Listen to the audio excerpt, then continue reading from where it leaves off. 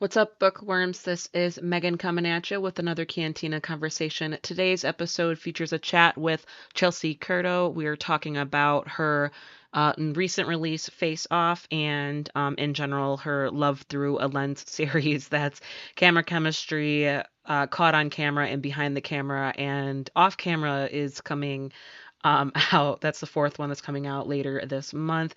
Fans of Chelsea Curto, the readers who love her work, you guys all know, familiar with her and the stories that she writes.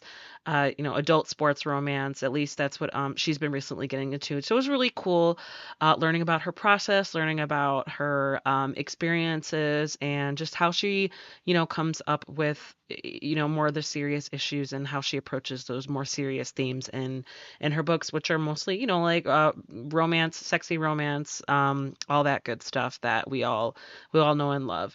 But either way, I'll let you guys get to it. Here is Chelsea Curto. So today we got Chelsea Curto. We're talking about Face Off. That is the first in the DC Star series that's available now. Chelsea, thank you so much for joining me today. Like I mentioned before, I'm all caught up on Love Through a Lens. I was so excited to get to know Maverick on a deeper level and to meet the woman that can hold her own against him and that can just bring him to that to down to earth in that respect, amongst other things. And there were lots of stuff to talk about. It's so swoony, so sexy, so clever and adorable, and I'm excited to dig a little bit deeper today. Awesome. Yay, I'm excited. Perfect. Before we get started, can you give like a little summary of the book so that people, if they haven't read the book, can follow along with the conversation? Yeah, of course. I wrote Face Off, and I have two different covers here. So if you're an illustrated person or a non-illustrated person, I wanted to appease everybody. So I have been in sports for my whole life and an athlete and just spectating. And lately there's been a rise in sports romances. So I said, I want to write a sports romance, but I want to put a twist on it. So I wanted her to be a professional hockey player as well. So in Face Off, she is in the NHL and she's been called up from the ECHL, which is the hockey's like minor league, for lack of not getting too sporty with it. But the minor league gets called up to the NHL, and she meets Maverick Miller, who's the star player on the DC Stars, who, when they first meet, he thinks she's there to sleep with him, and she's like, nope, I'm actually your new teammate, and they get off on the wrong foot. So the book is about them and her journey as an NHL player, and she's a little bit prickly, a little bit of a black cat girly from her past and just being a woman in sports, which is a tough world to be in, and especially as a professional athlete. And so navigating that and leaning into the found family that she finds with the DC Stars, and she and Maverick have a lot of tension, and they decide that they're just going to bang it out to get the tension out. And one time turns into a second time, which turns into a third time, and then we just keep rolling with it, and feelings develop and they fall in love and they live happily ever after. So that's the very condensed 450-page summary of Face Off. Yeah. And it's not almost not spoilery, because with any romance, it's a happy ever after. That's like kind of part of the formula, right? And if you don't, it's all like the people will come for you. So it's cool. A romance that's not a happily ever after. What even is that? So it's the journey that's there. It's the love story. That's what we pick up the book for, because we know these people are going to end up together. But it's just, how are you going to make that love flourish? How are you going to add something new to it? How are you going to make it build the world and build their personalities and the character growth? Because I'm a sucker for character growth, and I think that's why I appreciated what you did with Maverick's story, because when we meet him in not behind the camera. Was it behind the camera? Yeah, behind the camera. I know, I made it difficult with all the camera names, but yeah, behind the camera. I know. So yeah, we met him in there. He's the playboy, not relationship type best friend. And so when I knew you were gonna come up with Maverick's book, I was like, ooh, this is gonna be good. Put him in his place, ruffle his feathers. I am here for it. And I love that Emmy was the type of character to deal with that, because she's got her own shit. She's not on time for this. And I'm focusing on this. I've got more to prove. And yeah, we're going to get into it, but I love it. So hopping off of that into a little bit, can you go into like your background? And because you've got a good amount of published works under your belt, and you're mostly indie published, correct? All indie, yep. Yeah. So can we go into your background a little bit, and maybe how you developed, what led you to just develop this particular book? I started writing a couple years ago. I'm a flight attendant full time. So during the pandemic, I wasn't working and I started reading and I said, oh, I'm going to write a book. And for everyone out there wondering, knowing reading a book and writing a book are two separate things. Just because you like to read and you're a fast reader and you're a good reader and you bust out through 50 books a month does not mean you're going to be a good writer. It's very difficult. So I published my first couple of books, and then in late 2022 into 2023, 2023, I had an idea for a novella, A Stranger's Photo Shoot, and that was camera chemistry, which kind of kickstarted all of this unintentionally, because when I wrote that book, I did not have any of this other stuff planned. And so when I wrote that book, two characters, and then they both have best friends, and everyone kept messaging me saying, when are they getting a book? When are they getting a book? I was like, okay, I guess I'll write a book for them. So I wrote a book for them, and that was the first entrance into the sports romance world. And like I said before, I love sports. I love sports romances. I have been an athlete. I watched the NBA finals last night. Like, I am a diehard sports fan, and it felt right. I'd written rom-com, like contemporary romance, my first couple of books, but when I entered the sports romance space, I felt like I found a home, because I was writing about stuff I knew, stuff I enjoyed. Not that I don't love what I did before, but I just feel so much more comfortable writing in this realm. And so camera chemistry was first, and then now I'm getting confused. Caught on Camera, and then once Caught on Camera came out, everyone messaged me and said, when is Dallas getting a book? And I said, he's not, but now I guess I'm going to write a Dallas book. So I wrote Dallas's book. And then around that time in 2023, late 2023, mid 2023, I had the idea, because hockey romance is huge right now. And I said, you know what? It really is. Yeah. It's astonishing and it's amazing. And I think Icebreaker really, by Hannah Grace. Oh yeah. That was, I think, my first hockey romance. Yeah. Because I heard so much hype about it, and I was like, audiobook. Okay, let's do it. And I loved that. And I loved that between, that and Taylor Swift dating Travis Kelce, we've seen such a migration of women to sports, watching sports, getting involved in sports, buying jerseys and watching teams. And I think that is incredible, because there is plenty of room for women in sports. And I said, I want to write a hockey romance, like I said earlier, but I want to do it where she's an athlete too. And before this idea started, the Professional Women's Hockey League wasn't an entity that it is today. So I'm like, okay, I'm just gonna make her an NHL player. It's fiction. Why not? I'm well aware that there are not women in the NHL. I'm well aware that is not a thing, but I'm like, you know what? This is fiction. I want to write what I want to write. So I decided to write it, because when I wrote Dallas and Behind the Camera, Maverick would not get out of my head. I'm like, I want to write him his own series. And then that's when the idea of a teammate, sort of loose rivals, more of a dislike to lovers, not enemies to lovers, dislike to lovers story. And here we are with Face Off, and I'm blown away by how much people have loved this story. And I was honestly not hesitant, but nervous, because of the female in the NHL aspect, because I know it's not believable, and I know it's hard to wrap our head around that being a thing. But yeah, I've honestly been blown away by how much people have enjoyed it, how much people have enjoyed Maverick and Emmy. I've had women who've played hockey message me and say, thank you. Like, this representation is incredible. Like, wow. I've been looking for a book like this. And that means just so much to me as an author. Book sales are great and whatever. And this isn't my full-time job. And I'm grateful for anyone who reads one of my books. But it's knowing that, like, my words resonated with one person that makes me want to keep doing this. And knowing that these two have made such an impact on people, really, it makes me really happy.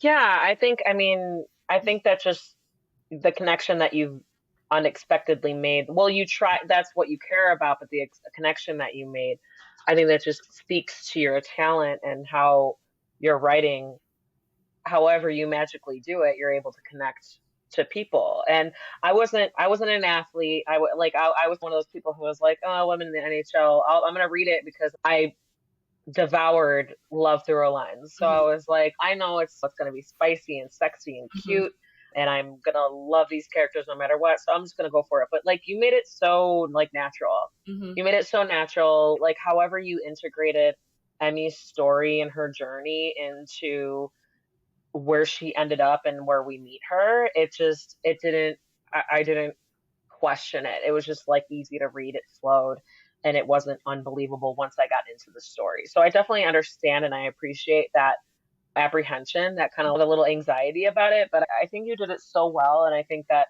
the fact that you had such interest and so many people reaching out to you, I think that speaks to that.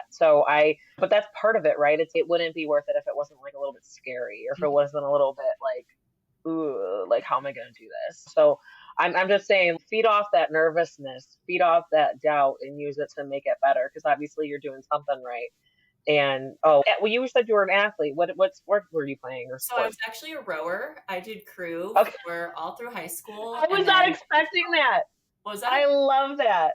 I was a I rower. said I was not expecting that. I love that. So you're a rower. Okay, Yep. continue. I was a rower in high school. I got bronze at the national championship. I rowed a year and a half in college, and then I started coaching, and I coached athletes for about 6 years. And there is a rowing book in my brain somewhere down the road because it is a very intense sport. And there's like there's 2 romances out there that have it. As an upper body strength. Total body. Like I was in such great shape. Well, And I know I imagine like women rowers aren't as well known because we have like our body strength is all like mostly from the hips down. correct. So but you're saying rowing, it takes all of it. Yep. Yep. Yeah, I wouldn't have expected that, but it makes sense. You got to keep your core tight. You got to keep in your seat. Mhm. You got to maintain rhythm with everybody else. Yep. Okay, now I get it. Now it makes sense. So Continue. I was a rower, but I'm born and raised in Florida, and I'm an NBA girl, the Orlando Magic. I've been going to games since I was born, so I've always been more of the sporty type, like not full on tomboy, but I just have a natural gravitation towards sports. And yeah, so I'm like, we're going to do a female athlete. And now I'm in my women in sports era where my next book coming out, she's a social media manager for a football team. And then in the DC Stars series, we have Piper, who's a reporter. We are going to have an athletic trainer. So I'm keeping that going because this sounds so cheesy, but like with the rise, and I wrote this in the author's note, with the rise of attention women's sports is getting, we need more women represented in those roles because it's possible. You see these college basketball players and going to the WNBA, and now the WNBA has charter flights. They didn't have charter flights before. Oh yeah. So it's just like girls and women, we need to be able to see that we're capable of that. And I know that sounds really it's important to keep that conversation going, though, even as cliche or repetitive as it gets. It's there for a reason. But a lot of it is like you need the viewership, right? That's part of it. That's why there's such a discrepancy. There's such a drastic difference in the popularities because of viewership. But I agree. I've never been like super into sports. Like I'm in the Midwest. I'm in Chicago, so I'm like Chicago sports. I love going to a Bears game, Blackhawks game. I will support my Chicago teams, and I love going to them. But I'm not going to be that person. I'm like, oh, he had an injury last year. Let's see how he does.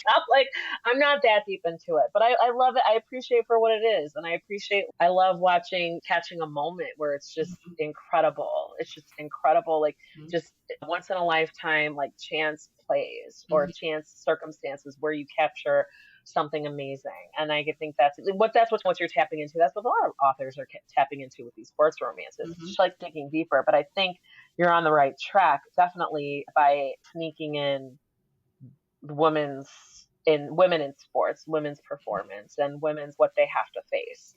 Because Emmy, she doesn't necessarily have self-doubt. She's just like super anxious because she knows stakes. She knows everybody's watching her. She knows what it means for her. She knows exactly what it means for her. And I love how you had all the team members just give her that level of respect and just, because I don't know, who knows how, I'm not like immersed in the sports world. So who knows how like a team of male players would act welcoming a female into their ranks. And I imagine some of them would be like, really, but some of them would be like, no, she's here for a reason. And some of them would be like, you know what, there's like the psychology part of it, like the off the ice part of it, being like, no, we gotta camaraderie, we gotta have her back. And I loved that you didn't use that to distract from the story. It was just like, it was part of her journey, but it was just like, it wasn't like that didn't overtake the point of what we're here for. Like, we're here for Emmy and Maverick, but her story is important. His story is also important because you dig into some a little bit deeper shit with Maverick there, like, Yeah. which I want to get into, but I'll get into it now because I have a list of questions and Yeah. I'm like, okay, we're gonna see where this is going. So, how going along with that, piggybacking off of that, you you know, you do include some heavier themes with Emmy's dad has a disability, Mhm. and you really illustrate the logistics, like how difficult that would be Mhm. to like just get your dad to go to a game. Mhm. Like, he's in a wheelchair. Like, that's, people don't think about it, but like that's those sentences on the page Mhm. that walks the reader through to really make them acknowledge, no, this is, it's work getting her dad to see her in a game. Like, that's, and arranging it. And it seems so seamlessly because it was arranged by a professional hockey player versus like just a fan. And like other things, like poor Maverick, baby boy, was in foster care. Yep. Oh my God. Okay. And that explains so much of who he is. And then just like sexism in sports, like all that. So how did you approach those heavier themes? How did you tap into that headspace? I want to explore all that. So, with Emmy's dad, I knew this was a scene I had in my head early on because she has a very hard exterior and she loves the people that she loves. But I wanted there to be a really profound moment where she realized that she had deeper feelings for Maverick. And it wasn't going to just be like a silly little thing. And it needed to be something that was like, him seeing her, him seeing all of that stuff and not running away. And so I wanted to do something with a parent figure, a parental figure, and being in arenas, seeing fans who are struggled with the accessibility in arenas and crowded arenas and that sort of thing. I wanted it to be something like that. So him with the whole we're going to get her dad to a game, that was a scene I created very early on because I knew that would be something that would that would tip her over the edge of this isn't just physical, this is emotional too, without being too emotional because I do want to keep it rom-commy, but I did want something that would push her to see that this is the guy that he is. And then with Maverick, so with the reformed playboy trope, I feel like you have to be careful because especially in a contemporary romance. You can't put, once the two characters meet, you can't really have him with another woman. There's a very fine line there because then it gets murky of it's not cheating, but he knows there's a fine line. So I wanted to give him a story of why he slept around so much and not just because he can and he wanted to, but I wanted there to be like that deeper, like he does it because he just wants that satisfaction of being wanted because he's never felt wanted before. And so I had to put him through it a little bit. And I feel bad that I had to put him through it a little bit. But I think it worked because he's a nice guy. He's friends with three other guys who are very like relationship, like that sort of character arc. And I wanted him to just go through it a little bit and then realize that he finally had someone who wanted him, like how Emmy found someone who wanted her. So yeah, I had to put him through it a little bit, but keeping it still rom-commy. But yeah, I wanted to see that. And I feel like it just adds depth to the characters. Like it's not just he's sleeping with women because he whatever, but Because he can, and because he's hot, and because right, they're throwing themselves at him. right. Yeah, And yeah. I'll be the first one to read those books and eat it up. But I was like, I personally, I just wanted something just a little bit more. And I think doing the foster care storyline was a good way to get that across. I agree. I agree. So, yeah, aside from that, like, was there any research involved? Did you have to go digging around to make those storylines authentic? Anything fascinating that you learned? Things like that? So I used to work for an NBA team. I used to work for the Orlando Magic, and so I My used God, why didn't you mention that earlier? That was like your dream for a hot second, wasn't it? it That's was amazing. I know before I was a flight attendant, I wanted to work for an NBA team full time, but I did work for them for a couple seasons, That's and amazing. I did. I don't really know how it was like guest services, but we were like on the floor. I worked on the club level and then downstairs with the lounge. And so I got to see firsthand people in that environment who used a wheelchair, who used walkers, who used canes who just needed a little bit more time for their mobility and that sort of thing. And what I love about sports is it's inclusive for everybody. And so to be able to see that, like, there's designated wheelchair seating in arenas and the arena where I worked, but it's far from the court. And then you still have to go up elevators, you have to go Yeah. down an elevator. So there's a lot involved in it. And so with that, I just knowing, keeping that in mind, and my mom has a mobility issue as well. And keeping that in mind, I was thinking of what would be easy for that and the suite. And obviously he has tons of money. So why would he not just buy the suite where they can relax and space out and it's quieter and it's not as overwhelming with people and that sort of thing. So that was the background for Emmy's dad. And for Maverick, I just did some research. I'm adopted, but I was adopted when I was born. So I did not have any foster care experience. That's a real thing with kids who don't find forever families. And so writing that, I did some research and that sort of thing and try to make it somewhat authentic. I know everyone's experience is different, as is with everything. So, if you don't mind talking about it, so did you know as early as you were able to comprehend like how that's such a fascinating journey for you? And I Being love that you adopted. acknowledge that your everybody's situation is different when they're in your shoes. Like everybody, you acknowledge that you were lucky enough to end up how, Mhm. because as a baby, you can't pick and choose. You can't control it. You don't know what's going on. And Right. luckily there was someone who was available and who saw you, and the universe brought you together, and now you're a Yeah. grown ass woman, successful published author, and I imagine that, because I don't know what that's, so I just imagine that's to just add such another complicated layer to like anybody, whether you're an author, musician, random, just an accountant, like however you end up, I just imagine that's like a whole nother layer to Yeah. who you are. And I love that you found a way to incorporate that. I f- I don't want to say industry, but that Yeah. like kind of situation Mhm. into one Mhm. of your characters. So I imagine that was maybe a little bit of a way for you to maybe explore and maybe a little bit therapeutic to what you have experienced your whole life. Do you mind expanding on that?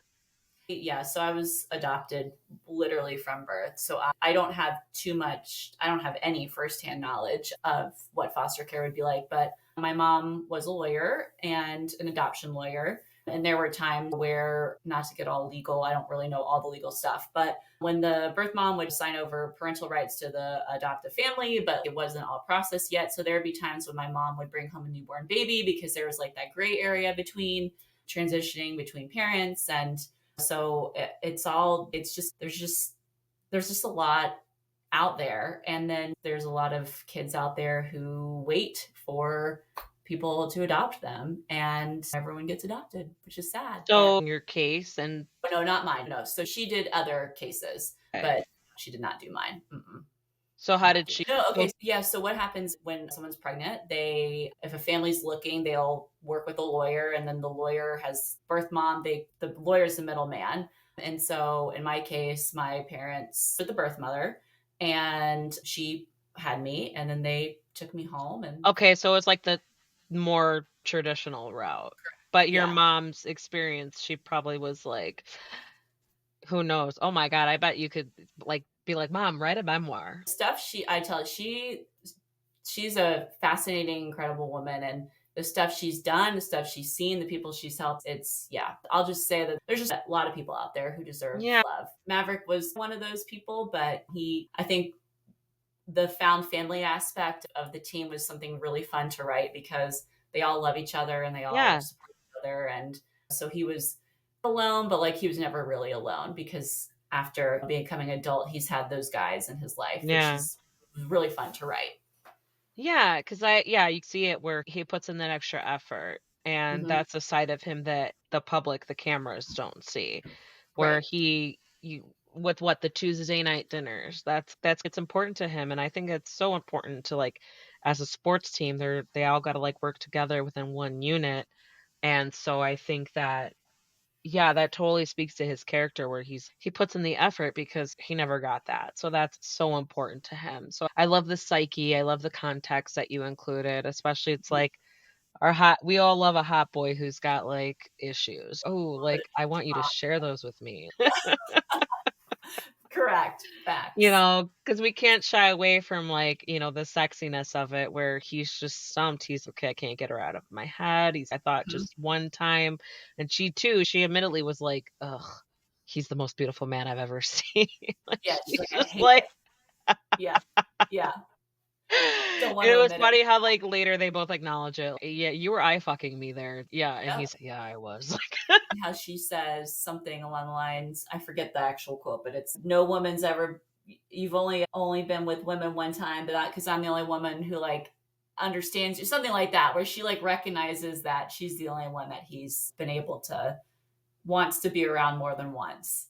And it's what is it about her? She's like his match, right? Mhm. And he's a sucker. He's a sucker for athletic women, and she holds her own, and she's unapologetic about it. I'm here to play hockey. I'm here And to it's so prove. funny you say that because in Dallas's book, Behind the Camera, so Maverick and Dallas are best friends. And for people who haven't read Behind the Camera, you meet Maverick in that series. And the female main character in Behind the Camera has a best friend who plays soccer because the main character in Behind the Camera played soccer. And people messaged me and they were like, oh, is Maverick going to end up with Isabella, who's the friend? And I was like, no. I'm like, I've set this up. That's so funny that they expected that. Yeah, Yeah. I set it up intentionally. People are like, oh, because she makes the comment, the friend makes a comment about him being attractive or whatever. And I'm like, no, the seed was planted long ago that it was going to be someone. And I think in Behind the Camera, one of them says, Dallas says, someone needs to bring him down a couple pegs and someone needs to get his ego in check. And so the only person that would be able to do that is someone who has Emmy's personality. And yeah, then they fall in love. Where she was like, yeah, she's like, yeah, I acknowledge that he's hot and he's sexy and I've heard the rumors but I'm here. She wasn't able to be like wooed by him, or Yep. she, as maybe the initial swoon was, she was like quickly get herself back. No, I'm here. Like, I gotta prove, because she's got more at stake. There's more at stake for her. And that's why I wanted them to have a not great meet cute, because I needed to give her a reason to not fall for his charm, because we've seen, not literally seen, but seen through being told is that he has that effect on women, and anyone he wants he can get, and he can get. So I really wanted to set up a meet cute where it did not go well, and then she was like, I don't want anything to do with you, because Yeah. I don't think it would have worked if they had met just like out and about. So it needed to be that he needed to do something and she needed, in the whole line where she says, the only thing I want to do with you, pretty boy, is kick your ass. And he's, oh, you think I'm pretty? And she's, Yeah. think I that you would latch onto that. Perfectly them. Because he thinks she's gorgeous and he's Yep. smitten by her. And yeah, he's, oh, you think I'm pretty? Like, It's like the highest compliment to him. I know, even though he's probably heard like so many higher compliments, right? Like, Hurry, that's like the gold standard. yeah, I'm here for a guy who's just smitten, a guy who's just used to do the smitting. I don't know what the verb is for that. For the guy who is used to just doing the wooing without even trying, I love that he's being wooed without her even trying, and that's not even her priority. No, I'm not here for you, boy. I'm not here for you. And when I was originally writing this and planning this, there was going to be a lot more of the enemies aspect of it, with like him disliking her. And when I actually sat down to write it, I'm like, this guy doesn't dislike her at all. I'm like, it's so obvious that this is like his perfect woman. And I'm like, so that's why I hesitate to classify it as enemies to lovers, because he doesn't feel that way about her. It's just the dislike from her side. Then before they kiss, I actually added in a scene. My beta readers were like, we would like a little bit more actual tension between them before they actually kiss. So that moment on the plane where they have a quick conversation about how she's stay in your lane, I'll stay in mine. He's like, fine, whatever, I'm done. I feel like that only added to them reaching that tipping point when they actually finally kissed. And he's like, I can't stop thinking about you. And he is so mad about it. And she was so mad about it. She was He so was mad like, why about the it. fuck can I get you out of my head? Just there. I don't know. And she's like, and here you are pinning me against a wall, you know? Yeah, like how, and yeah, if the guy who was like, if I was in Emmy's shoes, I feel like a gorgeous man who I like it's like forced proximity, right? Who if I saw every day, who I was attracted to, and he's like on the top of his game, if he was like pinning me against the wall, I would just be like, I don't know, sir. I don't know what happens I would next. be right there with you, be like, why? I can't stop thinking about you. I'm like, okay, Same. just waiting for it's your move. It's your move. Balls in your court. I love it. I no, Yeah. I love it. It's all the sexy parts and the funny parts and the imagining. God, what would I do in this situation? I probably wouldn't even. I don't know. I wouldn't even know that he was into me. I was Probably just I'd be laugh. so oblivious. Yeah. So you've got like I said before, you got a bunch of published works under your belt. You're drawn to romance, Hmm. obviously. How do you keep things fresh? Of just Hmm. keep writing in the same genre. Hmm. You're with the Love Through a Lens series. It was like tiptoeing into the sports romance genre, and then now you're in it. Going along those lines, yeah. Like, how do you keep things fresh? How do you come up with new ideas? How do you like try out new things instead of just being like, oh, it's the same love story, just in a different setting with different kind of thing. My brain never stops. And I say that literally. If you give me a situation, I can make a romance plot out of it in a heartbeat. And I do it all the time. And it drives me crazy because there's not enough time in the day to write everything I want to write. But I always try to think of how I can make it different from what's already out there because there's no news stories really. And how we said earlier with the romance novel, character A is going to meet character B, they're going to fall in love. There's going to be stuff along the way, but that's the blueprint.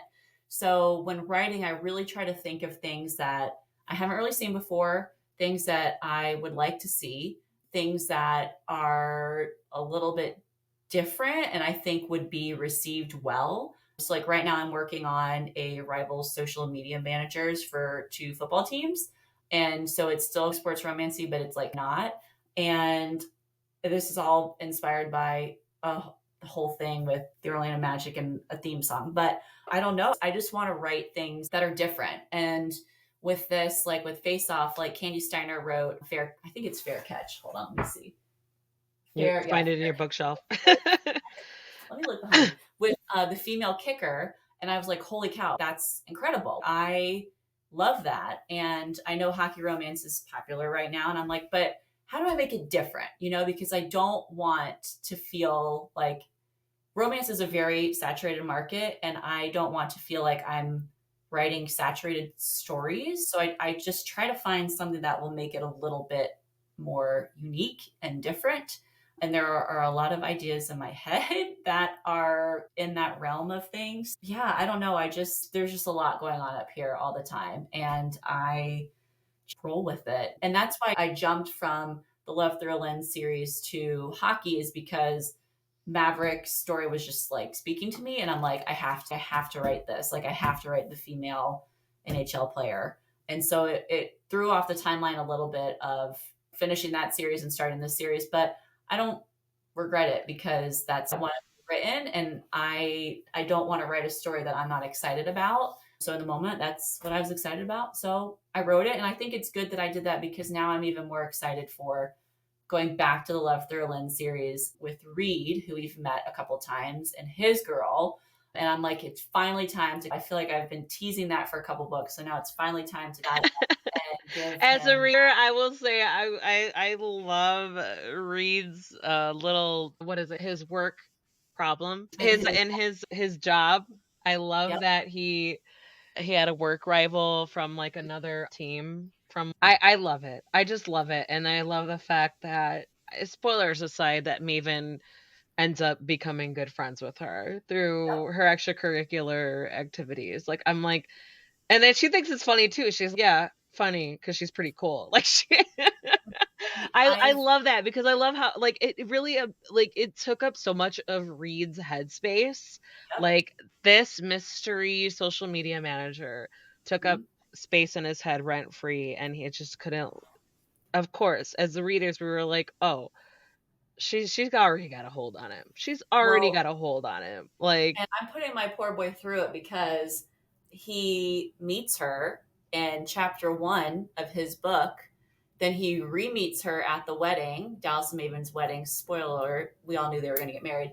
but not knowing who she is. And like Dallas and Maven know who, obviously, that they both are the social media managers. I love it because that totally fits into their characters because they're like Yeah. kind of scheming a little bit together. We're just not gonna tell him. Yeah, so they have a one night stand without realizing, because she doesn't tell people what she does, because the whole women in sports thing can come with some negative comments and that sort of thing, and he doesn't tell people because they automatically assume of his best friends and that sort of thing. So they both just say they work in marketing. And so then they have a one night stand. And then a couple of chapters later, they're at the same conference where she is a keynote speaker. And he's just like, what the fuck is going on?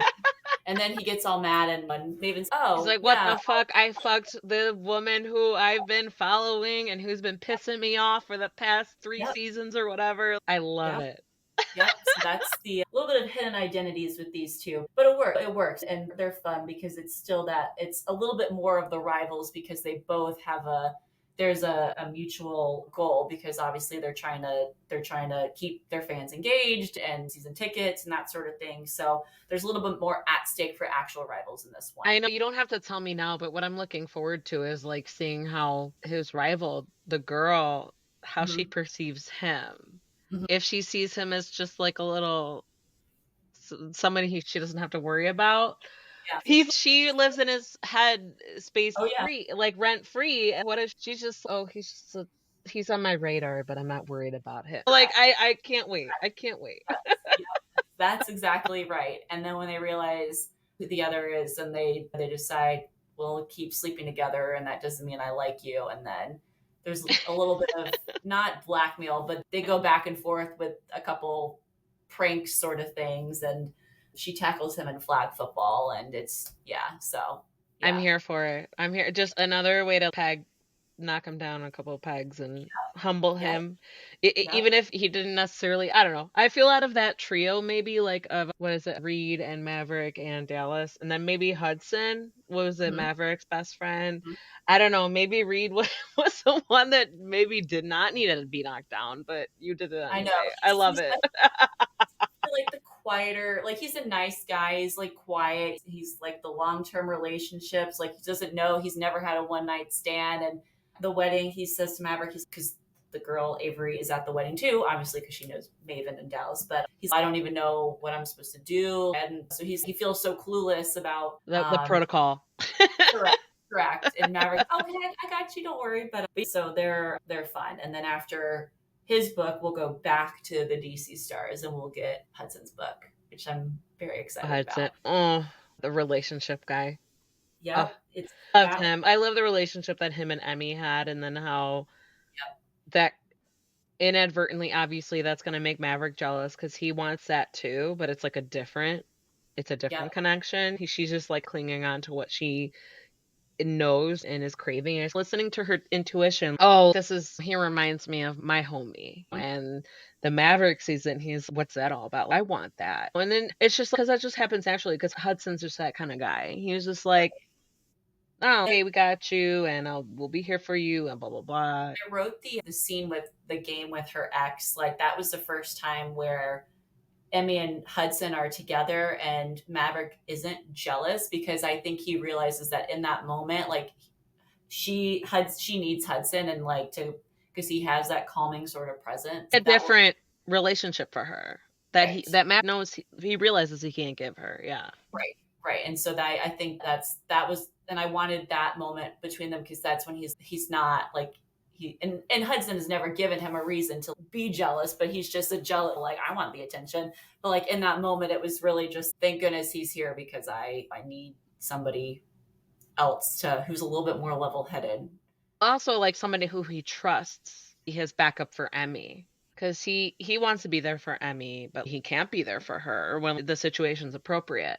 What happens naturally. He's glad that he has Hudson to be the complement to that situation, to any, as a teammate too, like not just as a friend, but as a teammate who like understands everything that they're going through, everything that's at stake, and the plays and the vibe, the environment of being professional on the line, like in the game, like he gets it. And so it was so cute to see Maverick get it. Mhm. Like he finally, because at first he was like, I want that smile. I Yep. want those jokes. And Yep. then and then eventually he realized, like, no, that's not what that's about. He was like, Yes. I want that for them. I want that for them. Not just for Emmy, but for both of them. Yeah. It's different. It's I different. love it. I Yeah. love it. I love those human connections. I am here for it. I'm here for the sex and the spice and also like the heartfelt moments, the friendship moments, the platonic moments. Because Yep. then it's just, oh, Hudson deserves his own relationship, his own sexy time. He deserves what he wants too. And then I want to see how Emmy and Maverick respond to him having his Mhm. own woes. Yes, his book, it's a little bit different than anything I've written because I've done single dad and his is going to be a single mom relationship, which I have not done. But I think with that storyline, it just fit with his character because he's patient, he's understanding, he's kind, he has a good heart. And I Perfect didn't book boyfriend. Right. And I didn't want to write anything with him that was too dramatic or anything like that. Like he's not sleeping around. He's someone's not going to come back with a baby 10 years later. Nothing like that. Like he's just so this is him. His story is very much just a little bit softer, a little bit more angsty, but not really. It's in a different way. But yeah, I think I've loved Maverick a lot. Like I enjoy writing him. He's my favorite character that I've written. Oh But wow. I think as far as book boyfriends, I think Hudson will him. Yeah. I like Maverick. I think I just like, I don't know.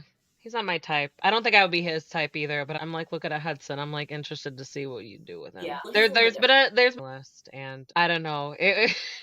I'm like thinking of making a book girlfriends list because even though I'm like, as far as I know, I'm straight, but I'm like, I don't know. If I had a book girlfriends list, I would want some of these girlfriends in my corner. Yeah. Like you write really great girl characters where they got like a good head on their shoulders, but they're realistic because they're like self doubt Mm-hmm. and all that shit. It's just it is part of the battle, but I've always I so I'm gonna get into it because okay, Love Through the Lens series. I'm gonna confess to you here. I was so sucked into camera chemistry that I my eye doctor appointment. That honestly makes me I really happy. straight up like I was like so sucked in and I was like I don't know, it was like in the evening, like after work, whatever. And I was Mhm. like, okay, I got some time. And then I just got so sucked in because yeah, it was a novella. Yeah. And then I was like, before I knew it, I was like, oh shit, I have an eye doctor. Yeah. It wasn't like I had a timer. It was like, oh no, there was a reason why I sat down to why I had time to read. It for something else. And then I totally missed the something else. Kudos to you. Thank you. I forgot that I had an appointment because I was reading your book. And then when I read Caught on Camera, because it like, oh, Sean and Lacey's story, because I know there were a lot of your readers who was like, oh, what is Sean and Lacey gonna do this story? I loved it, and I think I followed you before I read it, so Mhm. I got like those little clips and stuff.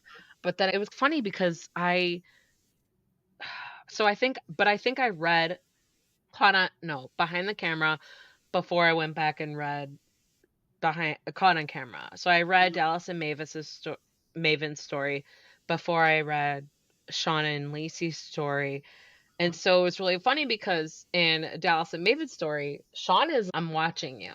Yep. He was scary. He was Yep. like, I'm watching you. Keep your hands off. Don't you So fucking touch her. correct. And he was like, I don't want to hear about your grabbable dick. Yep.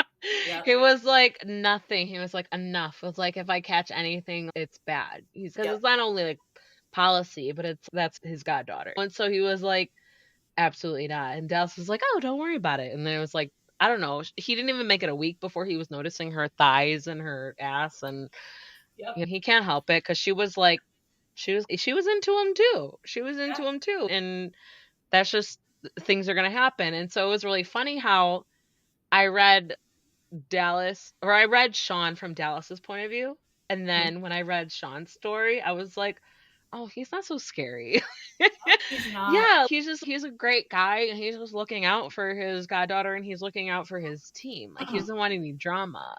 But Correct. I just thought it was so funny how it's like, oh, Sean's kind of scary, and then when I read Sean's story, I was like, oh no, He's a sweet little angel. yeah, he's a good guy. Like he's a good guy and he's sweet and Lacey's his woman and she's got him down and it was just so funny. It was so cute. So I just we can go into that if you want to explore that, but I just remember my reaction where I was but then when I read Sean's story, I was like, oh, he's not so scary. Like he's Lacey's got him down when neither Yeah. of them know that she's got him down, right? Correct. Yeah, that series has been fun to write. And so after Reed's book, there's supposed to be one more in that series, but I don't know if it's going to happen. We'll see, because I feel like the series might come to a natural conclusion after Reed's book. But I have another idea for the last book, but I don't know. We'll see if it Hey, actually you happens. just gotta listen to your gut. Like you said, like you were just Maverick wouldn't leave you alone, and then you got so excited. Mm-hmm. So you just have to listen to your gut. If you're not excited to write about a story, that should tell you. Yeah. It's as simple as that. As many of your readers as would be like, what are you doing? Like, why are you stopping? You just be like, you can't deliver something that you're not Right. 100% about. To be fair, those characters, there's no emotional attachment to them, so you haven't gotten invested and that sort of thing. I'd rather back to the Hudson, and then we have Liam, and then we have Coach, and then so more stories that I want to explore. And since I don't really feel the emotional attachment to them, like Yeah. it doesn't pain me to. Liam is the grumpy goalie. I love that. I love a grumpy man. I love a grumpy man. Yeah, I don't know. I just love to see feathers get ruffled. I think I love to see like serious or lethal characters or just serious and like to themselves characters and like seeing other characters who just can shake them up and get them out of that and put them in uncomfortable situations. Yep. I love it. I'm Like here when for it. she's the only one that makes them smile, kind of thing. Yeah, that And is. he's yeah, and then like, you give us a little teaser and a face off where he's what does she want? She needs food. Okay, I got her. Like Mhm. and then Emmy's what? Yep. Because she's Yep. so out of character for him, and she's okay. Obviously, she trusts him, but she was so caught off guard by the interaction, by his care, and I love Yeah. it. I'm like, yes, I want to see. Yeah, he wanted to make sure she was fed, and that will continue his book. It's obvious who he's with, but I won't spoil it for. Yeah, no, that's the part Got of to. it. That's like, how is their story gonna unfold? Yep. How is she Oh, gonna break him out of his grumpiness? I yeah. love it. I love it. I think I just have a soft spot for the grumpy ones because it's like, how am I gonna pull this out of you? I will say for Liam's book, I will say two tropes that is in it that I haven't written before is a accidental marriage / marriage of convenience, and the teach me trope. So, yeah. Okay. Yes. Yeah. So I'm excited. That's why I'm okay. I feel like I want to ask you how you come up with the tropes, but I don't want to be too personal. I don't want to No, make you uncomfortable. I don't want to be no. like, "Oh, do you try out positions with your boyfriend or your husband?" I don't want to if you want to share that, I'm here for it, but I don't So if you as want whatever you want to explore. I don't far as tropes go, I don't. When I first started writing, I came up with tropes first and story second. But now I've started to come up with the story first, and then the tropes come naturally. So, like with Liam's story, and his lady who was in a not great relationship before, like she says in Face Off, like she wants to explore things, like she wants to learn about herself, and you would do that with someone you trust. And so I wanted her to have that opportunity to figure out what she wanted in life. And yeah, so I've started to just do the story I want to tell first and then add the tropes in. But that one has been, as soon as I started writing Face Off, I knew exactly what the tropes were going to be for their book. So I love yeah. that. Because then you take your time. Yeah. Take your So time. they'll not, probably not this year, but early next year. So we've got lots of fun things with them, and yeah, they're just starting with all of the boys. And I'm gonna be one of your readers or listeners or followers who are like, ah. I love that though. I love that. No, it's just because yeah, I just when I do this stuff, I like a lot of. I'm a sucker for thriller and suspense and historical fiction and even historical romance. I love romance too, but it's not. I feel like so many people, it's like romance. That's what they do. So many Mhm. people who are like, I don't know, thrillers. That's what they do. Dark romance. That's what they do. And Mhm. I appreciate the fact that I can get into so many different genres, but I also love where I'm like, where it's like this, where I'm like I want to get deeper. I just give it all to me. I want to know the world. I want to know everything. I want to be the sucker. I want to be the little tester. I'm all for it. I'm gonna throw this at you. So, what were the most challenging parts to write, and then what were the most enjoyable parts to write? So challenging was making it a sports romance without making it too sporty. Like I've said, as someone who likes sports, who's an athlete, I could have written 8 chapters of full on gameplay and that sort of thing. And I'm like, I got to tone it back because not everyone who picks up a sports romance actually likes sports. And yeah, so I had to really find that balance between romance and sports. And that was a little bit challenging. And honestly, the easiest part, which this was the first time this has ever happened, the banter between them was, it just came so naturally. Like it was just the back and forth between them. I was giddy writing it because I had such a good time I with, love, yeah, with them and because their. I imagine you were probably like just giggling to yourself, like Oh, I writing was some. the whole time. And people were like, "Oh, I'm kicking my feet at this part." I'm like, "Yeah, I was kicking my feet writing it too." So I understand. Yeah, the banter with these two, it was honestly that was probably the easiest dialogue I've ever written, I which is love good. that. I love that because, like, I don't know, like, maybe you discover different things about yourself when you try out Yeah, different things, right? Oh, I love to write people acting like they don't like each other yeah, versus maybe something that comes more naturally to you. But like when you try something new, that becomes more enjoyable. I think that's really cool. yeah, yeah. So that was really fun. I love doing their back and forth a whole lot. Yeah, I think that's part of the book, right? That's like part of the main part of the book, and I'm glad that you enjoyed it because I was like, it was like part of the substance, right? Mhm. Like where it's no, that's like part of the relationship. That's part of how they start. That's the whole point. And like the fact that you enjoyed it, I think that's probably why it was so successful because you Yeah, just enjoyed it so much. Enjoy it. I feel like that would be really apparent. And it's obvious. yeah, These two gave me no issues with that. I'm gonna throw this at you. What advice do you have for Emmy? What advice do you have for Maverick? Ooh, ooh, that's good. Let's see. For Emmy, I would say just, and I feel like I do this to myself, don't listen to the outside noise. Just focus on what's in front of you. And there's always going to be people who say you shouldn't be doing something, you can't do something, and to block that out. And then for Maverick, oh gosh, what advice would I give Maverick? That's a good question. Oh gosh, I don't know. Your time, I'll edit it no matter what. I guess maybe just to, and I think he says this, just to be patient because I feel like he wants it right now guy, but he's also extremely loyal. So I think the patience and to keep showing up, the more you show up, the closer you're going to get to what you want. So I think for him, just to just stay patient, and that's with hockey, that's with, relationships. And they didn't win a Stanley Cup in the book because that would be way too cliche. That might be in the future, but again, that patience and knowing that stuff is going to pay off when it's supposed to happen. Yeah, perfect. I might edit this out to spoiler territory, but I want to give you credit because I love how you made it the happy ever after ending. I love how you made it where Amy was traded. Yep. Like it was the reality of it, and it wasn't part of the happy ever after. It was like, oh no, they chose not to trade her because of her. It was Right. like, no, the reality of it was they would make the deal. Yep. They would It's make and the deal. And I yeah. love that because they were like prepared for it. They talked about it, they prepared for Mhm. it, and then we're like, we'll handle it. We're going to move forward from here. We're going to handle Yep. it from here. I loved that. I think that was so smart and realistic. And I think that was another thing that set this book apart from, And yeah. I don't like third act breakups, especially when it's something where up until that point the characters have been communicating very well.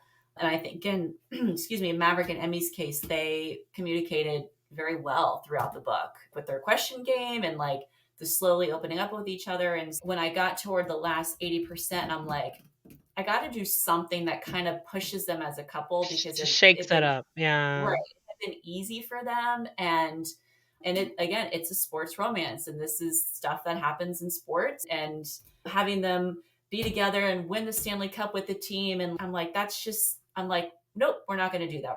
I'm going to push them a little bit further. And so with the trade, I'm like, it still allows them to be together. There's still, she's still an NHL player. And then when I had that idea, I was like, obviously I have to have Maverick show up at her hotel room before her, so she knows that it's going to be okay. So that was, Okay, just let Maverick be more perfect. Like, yep, I know, and because I didn't want there to be any, I didn't want to get to 93%. And she'd be like, oh, I wonder what he's doing, or it's just he's there. That's it. He's always going to be there, and that kind of she doesn't have to question. eliminated She any is sort it of, for him. Yeah. yeah. So with the trade, I that was, and I think it speaks to Maverick's character growth that he also was like, you have to do what's best for the team. Our relationship aside, you're the coach. You have to, if this is what you want to do, I would Yeah. do it if I was in Or that situation. obviously his choice would be like, I don't want her to go, but he also respected the coach and the team, but he also respected her. He was like, I'm not going to hold her back. And as Yep, hard as it is for him, he understands it. exactly. Yeah. And then it turns out okay. Oh, It's just, yeah. and then I wanted to bring her closer because I wanted them to have that realistic where they are with each other almost every day, but not on the same team. Then the expansion team and that kind of unfolded, and them facing off in the epilogue for a photo and then the proposal and all of that. And It was yeah, perfect. I love how you were like, "Oh, he pinched my butt," and I giggled. I was like, "There's little things in there that just show that no, they're still in it. They're still yep. normal, cute couple." And And the it was just question, such a natural thing where she didn't even think twice. well, She didn't question anything like, "Oh, why am I in this and situation?" the question game was I designed that whole subplot so that could be the proposal with, That oh, no, it was there's super oh, cute and super perfect because she was just like, "Okay, what?"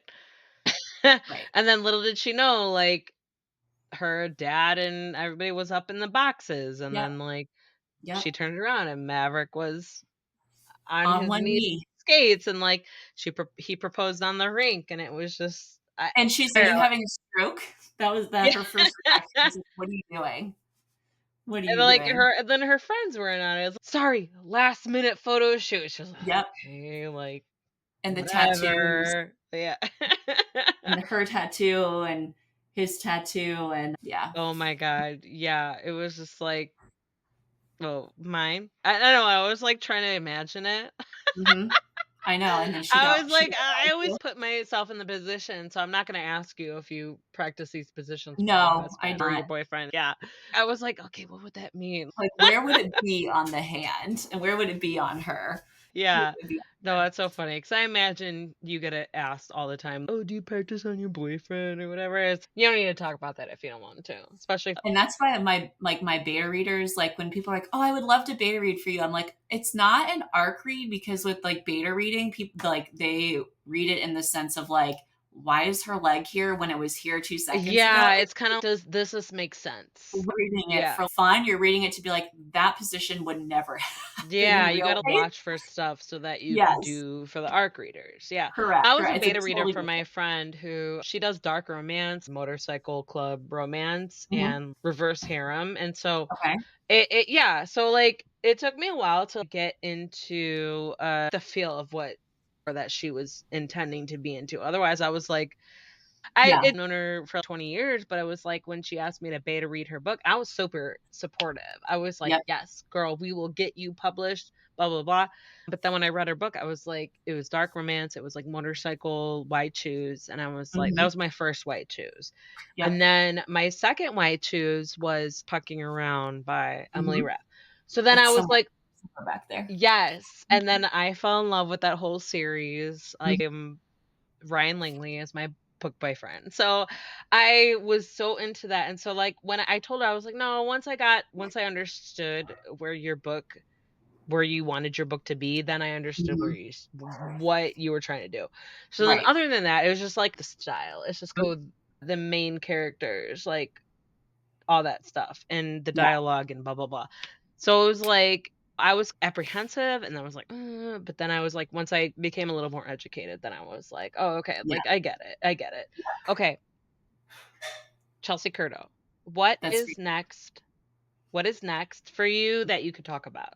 So next is Off Camera on July 27th, which is Reed's book, Rival That's really Social Media soon. Managers. It's very soon. It's very soon. After that is TBD. Hudson's book is coming this year.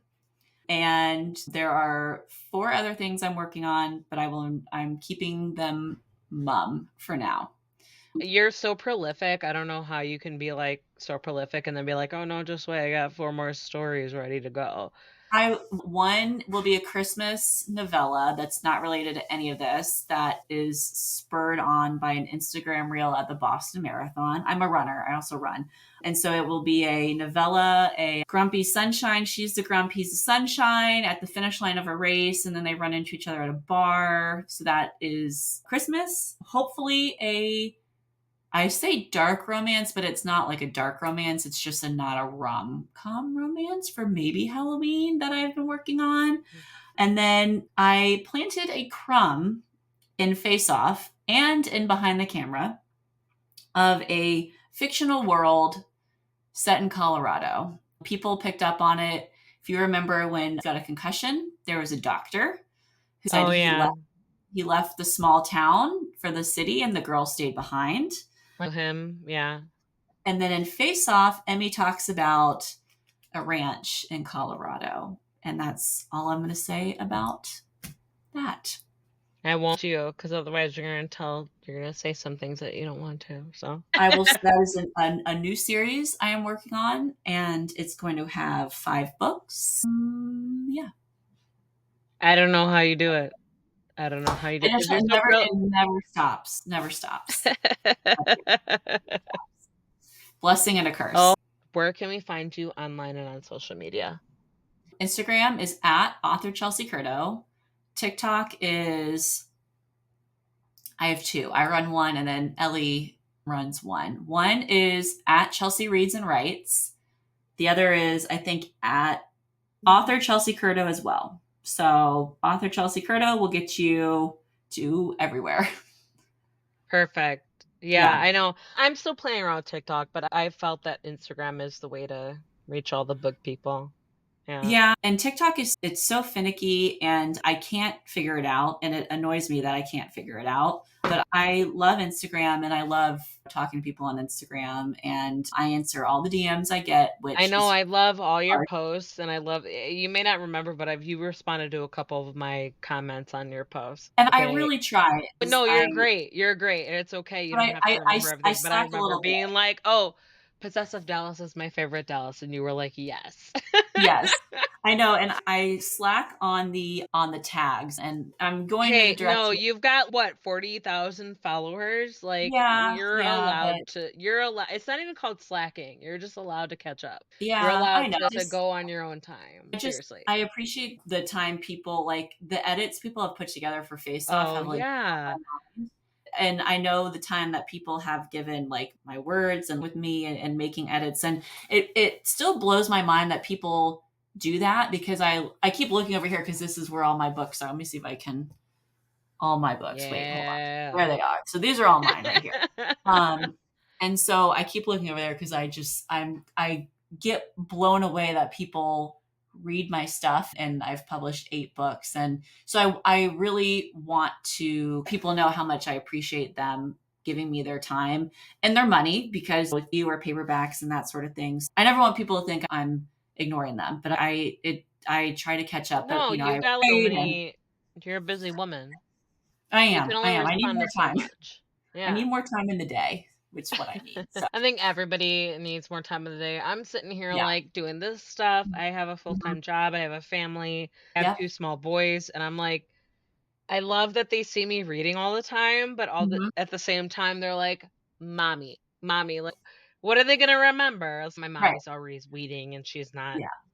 I have a hard time getting a hold of her. Or the house is never clean because mommy's always reading. Like I try to forgive myself, right? But Yep.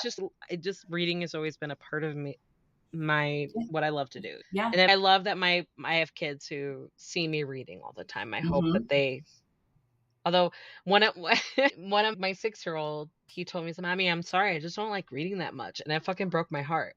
But then once he's Oh, it fucking broke my heart. but Like he's young. He's young. I was really Maybe sad. But then once he started finding like Pokemon books, and then yes. like books like Dog Man or whatever, like books that he like maybe sees his friends reading or he's excited to read, then I'm Right. like, no, he just needs to find what he He's the wants. right And thing. yeah, and I think that's what a lot of people need. They That's just need to all of find us. what they want. They just need Yeah, to find because what if interests them. that shelf over there was on the far side is full of the thrillers that I thought I was going to read when I got back into my reading journey, and I haven't read any of them. So it's great. It's really great. I Doesn't would like that. say no, I know what you mean because I'm like I try to catch up on my arcs, but then I want to read like Akatar. That's been on my reading list, and so many other books have been on my reading list, and it's just I got to catch up with stuff that I've been expected to catch up on. Like I want Yeah, to uphold my promises, but I'm also trying to balance that with my natural like reader personality. So it's hard. It gets tricky, and it's I imagine being a reader or a writer, you're like, ah! yeah. There's no free time. But I'm grateful for that. I'm grateful for that. Oh, yeah, it's a good problem, right? Yeah, yeah. I'm not will not complain about it at all. Yeah, absolutely. Chelsea Curto, Face Off, that book is available now. Love Through a Lens, that is all available now. Just be careful unless you're gonna get too sucked in and skip your adult responsibilities like I did. And then you've got more DC stars coming in the works. So thank you so much. I Thank enjoyed this you. conversation. I enjoy all of your books. I just the fluffy, the sexiness, and the human connections. Keep doing what you're doing. Keep following your doubt and keep following your confidence. And Thank hey, when you're ready, when you want to talk again, feel free to come back. I'd love to chat more with you. Yeah, absolutely. Totally down. Totally down. And there you go. That was Chelsea Curto talking about Face Off, the first book in her new DC Stars series, adult romance series. We also chatted about her Love Through a Lens series. That was Camera Chemistry, caught on camera and behind the camera, and the newest one that is off camera that's coming up later this month, and other projects that she's got her eye on that she's going to be releasing soon. As always, you could check out the show notes of where you can find links to find Chelsea online and on social media, and where you can buy any of her books. And while you're browsing social media, please go ahead and find Cantina Book Club and give me a like and a follow, all that good stuff. A rating, review, subscribes, not just for the authors, but for me as well. If you want to keep up with my book reviews, you can go to cantinabookclub.com and find any type of book reviews there for your next book recommendations to add to your reading list. And as always, thank you guys so much for listening.